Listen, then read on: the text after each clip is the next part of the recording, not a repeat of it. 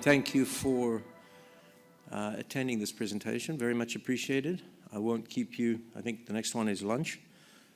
So 20 minutes and maybe 5 or 10 minutes for questions. My name is Nick Loebel. I'm the President and Chief Technology Officer of a small company called Ondine Biomedical. We're partnered with a larger company, Biomedical Healthcare, as you know, or you may know.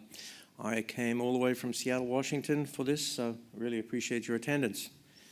I'm going to talk about the idea that every year 9 Wembley stadiums of people, of patients, acquire a hospital-acquired infection. That's far too many. You have 6 million people on the waiting list in the NHS for surgery, and you're taking up 1 bed for each one of these surgical site infections that require rehospitalization. It's a major source of cost, major source of bed use within the NHS. Each infection can cost up to £100,000. 2 new surgeries, 2 to 3 new surgeries diverted from that bed in the US. That's a profit center issue. In the UK, that's a waiting list problem. And it can take up to 75 extra hours to protect that patient from the existing SSI, surgical site infection. And of course, the length of stay addition is a tremendous burden to the healthcare system in general. So at roughly £17,000 per infection, which is significantly over what many hospitals internally are budgeting when you look at real activity-based costing, and over £500 for every cardiac incision, sternotomy incision that even has a superficial infection, you're looking at a very significant additional burden to the healthcare system and, of course, to the morbidity and comorbidities associated with the patient. Getting it right the first time, major initiative within the UK, reduction in hospital-acquired infections directly equates to reduction in surgical backlog. That's a key point to keep in mind as we go through this. So this is something that we find many clinicians are not quite aware of. 67% of HAIs are associated with the exact microflora found in the nose. Not necessarily the exact bug, although that has been labeled and transferred, but that's an extraordinary evidence basis for why you want to make sure that you don't ignore the nose in pre-surgical prophylaxis. What are our traditional options? Well, the primary and most important element to date has been the topical antibiotic called mupirocin, pseudomonic acid, product of Pseudomonas, long ago brought to market, GSK I believe, and now rather inexpensive and available widespread. And then the topical antiseptics, primarily octenidyne and povidone iodine, so iodophor. We'll talk about some of the relative merits of those approaches in a bit, focusing primarily on the market leader, which is mupirocin. So mupirocin is used in the States by the 50-gallon drum. We do a lot of work with HCA Healthcare, one of the largest hospital operators in the United States, and HCA Healthcare essentially puts every patient universally through a mupirocin protocol before the ICU, certainly before procedures that will ultimately end in the ICU, and in most cases in pre-surgery as well. The paradox of mupirocin is that programs that successfully reduce SSIs accelerate resistance, and so in some cases we see 80% plus resistance to mupirocin, which technically is a difficult to induce resistance antibiotic. But it is in such overuse in the nose that, and on the skin, that it produces this downstream long-term effect of resistance generation. We'll talk a little bit about some of the more complex mechanisms we can demonstrate on how it also affects the microbiome and affects it for long-term, 6 months or more. What's wrong with it primarily? Resistance has been documented for 2 decades and it's growing. What that produces is a problem downstream. It can fix a local issue, which is block the bugs that cause surgical site infections in the nose. but as a narrow spectrum anti-staphylococcal, you're leaving behind a lot of other microbes. Talk about that in addition. So you're leaving a niche within the infection control paradigm where other bugs can come in particular fungi as well as gram-negatives, which can then cause downstream problems that are even worse. How many patients do you think actually complete a 5-day course of mupirocin twice a day before surgery? I'll tell you the answer is below 40%. Okay, so below 40% leaves a massive hole in your infection control paradigm. We can decolonize the skin with chlorhexidine, Hebe wash. We can decolonize the hair. We can take care of the mouth with oral rinses. But the nose is a place where warm, wet, sugary, difficult to intervene. It's kind of difficult to get there, and wiping an oily substance twice a day for 5 days into your nose is an unpleasant process. So very few patients actually have full compliance. And each step, the primary care coordination, the adherence monitoring, the difficulty of determining whether the patient is in fact being truthful. Have you taken your mupirocin, Mr. Jones, Mrs. Jones, before showing up? It's quite difficult. And so ultimately, every step reduces compliance. And then there's recent work done by Agarwal et al. In the carriage study to demonstrate this rather important selective pressure causing microbiome alterations which induce a hospital antibiogram, not the same patient going through for multiple surgeries, but the hospital as a resource ultimately ends up with an antibiogram that looks bad, looks pathogenic versus commensal. So if you take a look at the narrow spectrum component, you see this question. With 31% being affected, what are you doing about the rest of your patients? That's a key question when lung infections can cause downstream comorbidities and even fatalities. It's one of the reasons why you're getting Candida species, now the C. auris, superbug yeast, fungus, moiety that's coming into hospitals and is very difficult to control. Mupirocin is a narrow spectrum agent, even though it works well on Staph aureus. If 1 in 3 of us are carrying Staph aureus, and only 5 or 6% of those are the multi-drug resistant form, there's a lot of overall SSI impact left behind. So this is the comment I wanted to make about the microbiome impact. If you notice, Staph aureus carriers can occur without presenting with staph after mupirocin. The very drug you're using to reduce Staph aureus carriage can induce Staph aureus carriage just a week later. Why? Because it's blocking other staphylococcal control organisms. So you're getting these keystone species being removed, which then result in overwhelming reassertion of pathogens like Staph aureus. We carry it on our skin. Obviously, it's in the healthcare workers and generally in the facility. So that's a really bad problem. The other issue, of course, is notice this time zone. 6 months after decolonization, you have a 50% alteration in the microbiome. And that's a problem when it comes to being able to reassert a normal microflora. The patients have been rendered susceptible to other bugs. And it's a real problem with such disruption. The perfect antimicrobial would not do this. It would not have a 6-month spectrum of action. Primary wound closure, maybe a period of a few hours, at most 24. Occlusive dressings, etc., will take care of the rest. Don't need a 6-month process. Actually dangerous for the outcome. So, number one, microbiome integrity is important, an important part of the SSI strategy. Don't deplete the flora that are keeping you healthy. Number two, selective pressure weakens the host defense. You're more bugs than human cells by a factor of 10, not by volume, but by number. You're a factor of 10 times more microbes than human cells. So the human cell-host interaction with the bugs is really important. Cytokine, chemokine interactions with the bugs, really, really important. And altering microflora like this is dangerous. And finally, AMR, antimicrobial resistance guidelines, are now converging on the microbiome as a major element of infection control.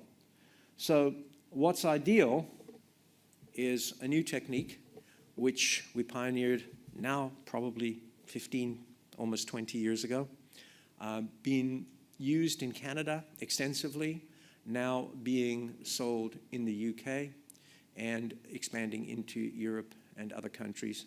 It's actually regulated in 37 countries, along with Mölnlycke Healthcare. And it's a new technique designed to avoid the issues of standard antimicrobials like antibiotics or antiseptics. How it works, you may have heard of the stain called methylene blue. It's a histological stain. It's been in use in classrooms, in clinical care environments. It's used primarily as a pharmacological intervention in a form of respiratory disorder called methemoglobinemia. Hemoglobin is in a met form and therefore non-respirable, and it reverses methemoglobinemia. So it's an anti-methemoglobinemia agent used in intensive care units and in critical care, in emergency rooms in every part of the country. But that's as an injectable directly for its pharmaceutical impact. We use it very differently. We apply a very dilute solution to the internal portions of the nose, just below the turbinates. This is not a COVID type, go to your tonsils type approach. This is just the local anterior nares. It could be placed on a burn wound. It could be placed on skin surfaces, decubitus ulcers, venostasis ulcers, etc. But we use it in the nose for this application. And then we illuminate it with a bright red light. If you look at the Mölnlycke Hibiwash booth upstairs, you'll see a head. I'm not sure which that one's called, but one of those heads with a bright red light coming out of the anterior nose. So that's a new technique designed to activate methylene blue. When methylene blue activates, quote unquote, a free radical cascade occurs, meaning surrounding oxygen is converted into really reactive species. So what you have is laser light in, magic, out comes powerful reactions, and the methylene blue is connected to the bug itself, not to you.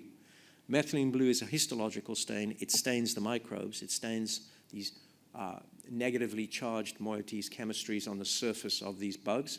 You don't have many of those. You're a neutrally charged cell. Cholesterol is a switarionic compound, so both charges. So the stain doesn't stick to you, but it sticks to the bugs, and it sticks to every class and species of bugs, from fungus to bacteria and including viruses. You've never heard of an antibiotic that can take care of a virus, because they can't. But this can. This can eliminate SARS-CoV-2, it can eliminate Aspergillus, it can eliminate Candida auris, and all classes of gram-negatives and gram-positives. So you stop doing a selective decolonization, you do a broad-spectrum decolonization, but you do it transiently, only for 24 to 48 hours.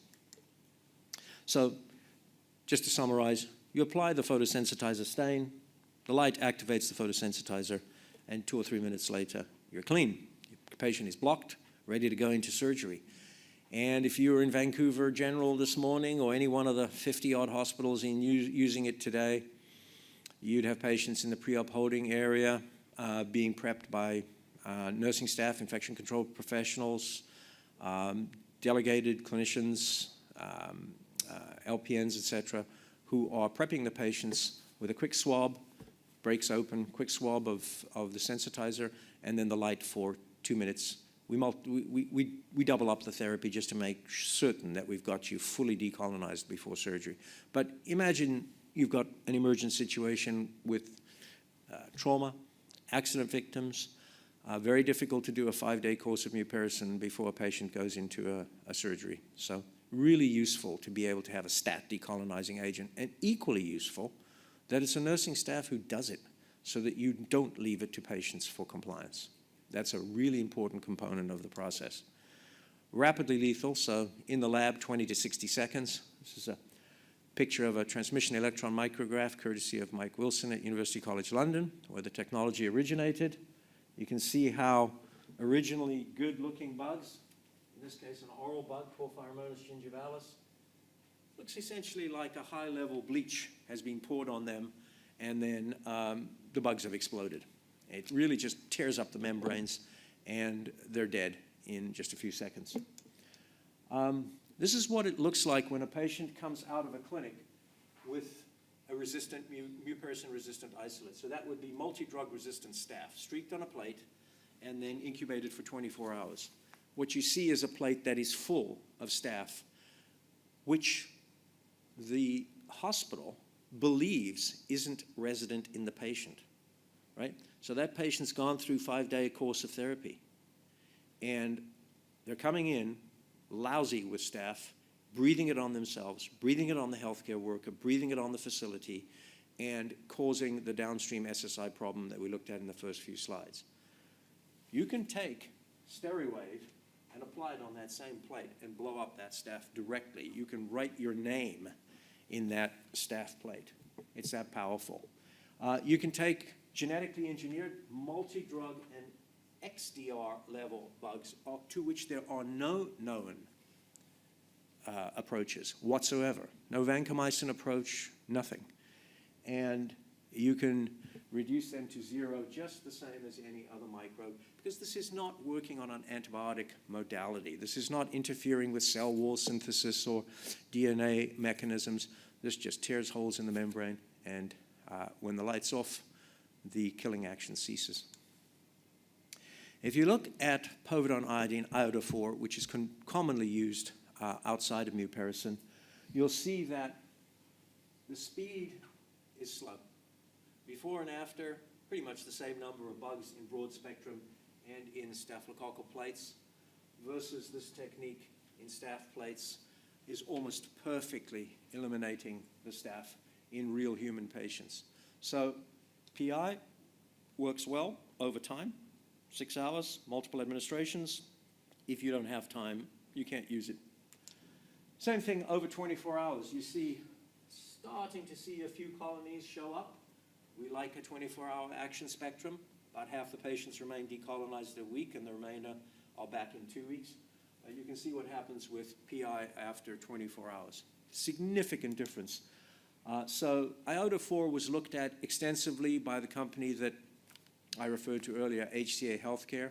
It's an $80 billion, 200-hospital operator in the United States. And they demonstrated that iodophor with chlorhexidine wipes produces a significant change to nothing, but ultimately, in 2 studies, they found roughly a risk of about 50%. If you go to photodynamic disinfection with surface disinfection with Hibi or wipes, you will get roughly a half again, which is the difference between an infection control paradigm that is working in your hospital and one that isn't, one that's generating the numbers we see today. We often hear about octenadine, which is not approved for intranasal use, but is conventionally used off-label. You can see the differences in action spectrum and kill against a variety of bugs. It's much less powerful than this technique. Imagine we had produced a great approach to killing bugs, which also induced resistance. What good would that be? Well, that's the question faced by 20 to 30 companies a year trying to develop a new antibiotic, right? So you go to institutional capital or venture money, and you say, give us around $1 billion, probably $1.5 billion, so £1 billion to develop a new antibiotic. And the question is, what's the point of doing that when resistance will show within 6 months? Why would we do that? Especially, how many sales would you have if we have to restrict your use of that antibiotic to preserve it for only the worst cases? And so antibiotic development has dwindled to almost nothing as a result. It's very important for the antimicrobial resistance community, which are infection professionals like you, to really start to look at non-antibiotic solutions. You can appreciate that in just half a dozen or a dozen cycles, an antibiotic will show resistance, whereas this technique, which has nothing to do with genes, it happens so fast that there's no genetic exposure. There's no ability for the bug to alter its genetic makeup, its genetic expression over 3 minutes. So therefore, you don't get that resistance formation. Now, this is an interesting slide that's gone to the FDA. You'll notice that without any interventions, bugs will go from 5 logs or so to 9 logs. That's getting to be sewage. That's starting to be as high as you can get in the micro lab. And you'll see how rapidly we can reduce those to the detection limit and how at 24 hours they stay very, very much suppressed. There are techniques that are used in the chemistry to make sure that you don't harm the human tissue, that you blank the human tissue from being harmed, in addition to keep it down at 24 hours. And that's really the techniques that we've pioneered over the last decade, and some 300,000, 330,000 patients that have been treated to date. So I promised that we would look at the microbiome. I'm not going to go into exactly how this slide is generated. This is called the Bray-Curtis distance, which is a measure of the before and after microbiome diversity. You may be aware that diversity in people who carry staph is reduced. It's primarily a staph carriage microbiome. Diversity in folks who don't carry staph, who have a healthier microbiome, is quite wide. And this is a measure of diversity. It returns back to the original diversity within a week, despite the fact that every single known microbe is killed and taken down in real humans by about 3 logs, 4 logs, up to 48 hours. So again, that short action spectrum being a designed feature. Just to summarize then, works immediately, so available for stat and emergent use, works across all pathogens. We think there's a real rationale for PCR in the right places and the right antibiotic susceptibility testing, but you don't need to do a PCR test to a patient and determine whether they're carrying staph if you can just apply this and know you kill the staph. It costs you more to do the test than it does to treat the patient. And so HCA just puts an antimicrobial in all of their patients, irrespective. It's called universal decolonization. You can only do that with something that doesn't produce resistance. Of course, we've looked at the pharmacoeconomics. The York Health Economic modeling that we've done shows a good savings per dollar spent, up to double return on investment. That could produce a £200 million annual saving potential alone just from reducing SSIs in major surgeries. And I'll talk just briefly about some of the things that we've seen in real-world evidence, non-clinical studies. I'll get to a quick review of where we are on the clinical side in a huge US phase 3 and epidemiologically sized study in a minute.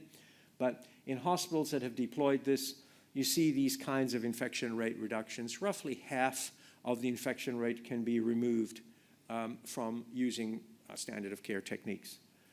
It's specifically important in spine surgery, lengthy incisions, long time surgeries, nursing shifts can occur, room air changes are important. You see this extraordinary result over a many-year deployment to where Steriwave photodisinfection is standard of care in Canada in spine surgery. Cardiac care has demonstrated another very significant susceptible population, maybe because sternotomies are directly below the nose, but one way or another, cardiac care really responds well to reduction by photodisinfection of the nose, and this is relative to mupirocin. We've seen in UK hospitals, we've seen antibiotic rates really significantly reduced because of the reduction in post-surgical prophylaxis that are needed.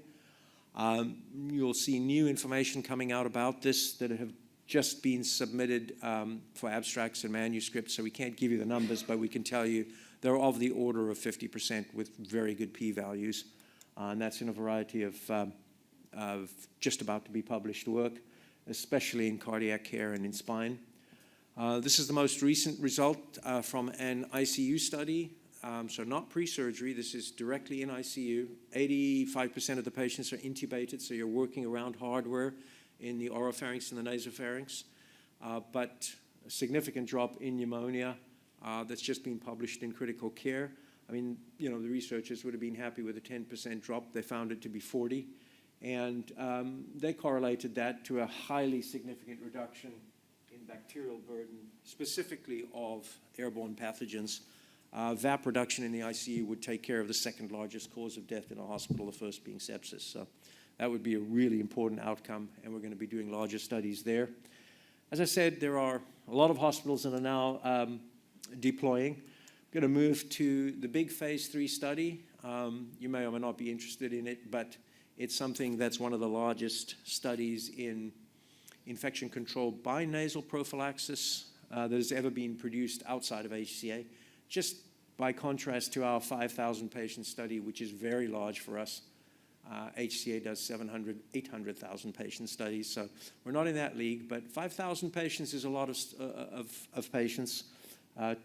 Two countries, the US and Canada, 18 total hospitals in a crossover type configuration that was required by FDA, a range of different surgery types. You can see that we represented a lot of different generalizable both surgeries and ASA scores. Anywhere in the ASA 1 to 2 score acuity levels, patients don't often get SSIs. Anywhere above 4 to 5, there are comorbidities that are generating SSIs. But in that big 3 population, which constitutes about half the study, those are SSIs that you can reduce.